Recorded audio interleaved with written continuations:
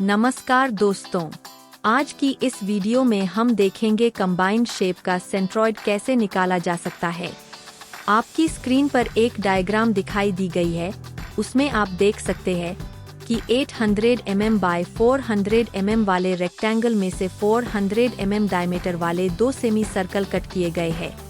तो आइए देखते हैं इस शेप का सेंट्रॉइड कैसे निकाला जा सकता है। किसी भी शेप का सेंट्रॉइड निकालने के 5 स्टेप होते हैं। Step 1, bring shape in first quadrant. Shape को पहले क्वाड्रेंट में लेना। Step 2, convert given shape in basic shape, यानी कि दिए हुए शेप को छोटे छोटे हिस्सों में बांट देना। Step 3, find the areas of basic shape, यानी सभी बेसिक शेप का एरिया फाइंड करना। और सबसे महत्वपूर्ण स्टेप 4, बेसिक शेप का x और y डिस्टेंस निकालना। और सबसे आखिरी वाला स्टेप नंबर 5, पूरी डायग्राम का सेंट्रॉइड निकालना। तो आइए हम स्टेप नंबर 1 से शुरुआत करते हैं। दिए हुए शेप को फर्स्ट क्वाड्रेंट में लेना। इसके लिए हमें दिए हुए शेप को सबसे लेफ्ट वाले हिस्से को y एक्सिस चिपक के रखना है और सबसे नीचे वाले हिस्से को x एक्सिस चिपक के रखना है। तो यहाँ हमारी स्टेप नंबर 1 पूरी हो गई। अब आगे बढ़ते हैं स्टेप नंबर 2 की ओर। दिए हुए शेप को छोटे छोटे हिस्सों में बांट देना। इस स्टेप में हम दिए हुए शेप को छोटे छोटे हिस्सों में बांट देते हैं। इस शेप को हम 3 हिस्सों में बांट सकते हैं। पहले वाला रेक्टेंगल का और दूसरे 2 शेप सेमी सर्कल के हो सकते हैं। यहाँ हमारी स्टेप नंबर 2 भी पूरी हो गई। अब आगे बढ़ते हैं स्टेप नंबर 3 की ओर। कन्वर्ट किए हुए शेप का एरिया निकालना। इस शेप को हमने 3 हिस्सों में बांट दिया है। पहले वाले शेप का एरिया निकालने के लिए हम दूसरे वाले 2 शेप को इग्नोर करेंगे। पहले वाला शेप बनता है रेक्टेंगल का। रेक्टेंगल का एरिया होता है लेंथ इन टू विड्थ, और इसमें वैल्यू पुट की जाए तो हमें उसका एरिया मिलता है 3,20,000 mm²। अब हम दूसरे वाले शेप का एरिया निकालने के लिए पहले और तीसरे वाले शेप को इग्नोर करेंगे। दूसरा वाला शेप है सेमी सर्कल का। पूरी सर्कल का एरिया होता है πr², और सेमी सर्कल का एरिया होता है उसका 50%, यानी कि πr²/2। इसमें वैल्यू पुट की जाए तो हमें उसका एरिया मिलता है 62,831.85 mm²। तीसरा वाला शेप दूसरे वाले सेमी सर्कल के शेप जितना ही है, तो उसका भी एरिया हो जाएगा 62,831.85 mm²। यहाँ हमारी स्टेप नंबर 3 भी पूरी हो जाती है। अब हम आगे बढ़ते हैं स्टेप नंबर 4 की ओर। हर एक शेप का x और y डिस्टेंस निकालना। पहले शेप का x और y डिस्टेंस निकालने के लिए हम दूसरे वाले 2 शेप को इग्नोर करेंगे। x1 क्या होता है? पहले वाले शेप के सेंटर से मेन y एक्सिस तक का अंतर x1 होता है, और वह कैसे निकाला जा सकता है? रेक्टेंगल का x डिस्टेंस होता है उसके विड्थ का 50%, यानी कि x1 की वैल्यू होती है 400 mm। y1 क्या रहता है? पहले वाले शेप के सेंटर से मेन x एक्सिस तक का अंतर y1 रहता है, और वह कैसे निकाला जा सकता है?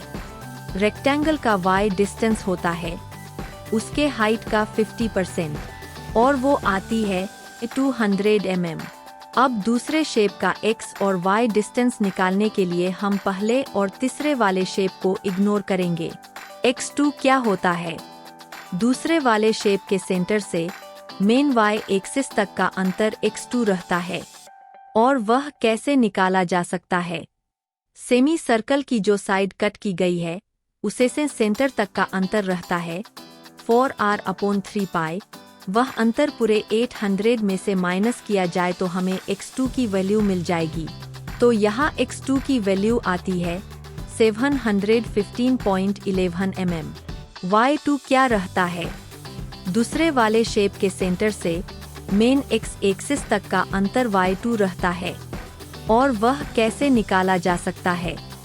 सेमी सर्कल का y डिस्टेंस होता है उसके r जितना, यानी कि y2 की वैल्यू होती है 200 mm।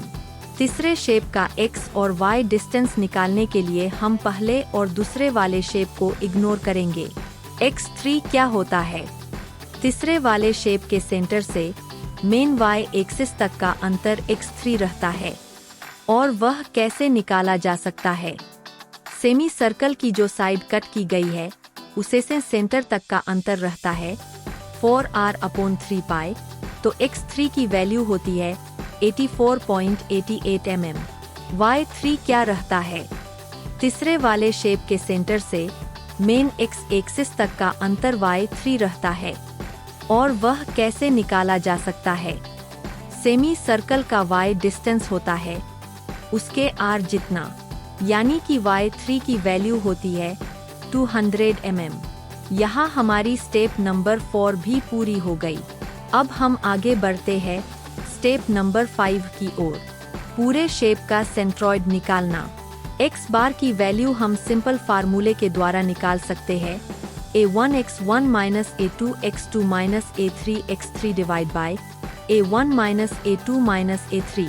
यहाँ ध्यान देने वाली बात यह है कि शेप 2 और शेप 3 का एरिया यहाँ काट दिया गया है, इसलिए a2 और a3 के पहले माइनस का साइन लगा दिया जाता है।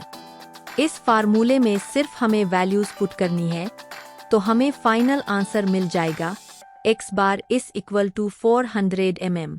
इसी तरह से हम y बार की भी कीमत निकाल सकते हैं, उसका भी सिंपल फार्मूला है y bar is equal to a1 y1 minus a2 y2 minus a3 y3 divide by a1 minus a2 minus a3।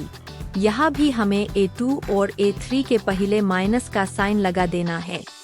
इस फार्मूले में सिर्फ हमें वैल्यूज पुट करनी है तो हमें फाइनल आंसर मिल जाएगा y bar is equal to 200 mm।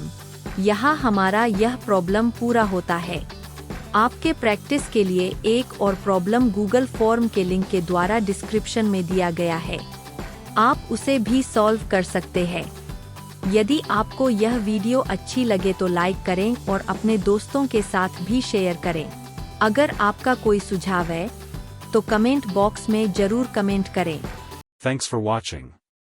For more details visit our blog nalandaeducation2.blogspot.com. Join out Google Classroom to get detailed notes, educational games, solving worksheets, quizzes and more.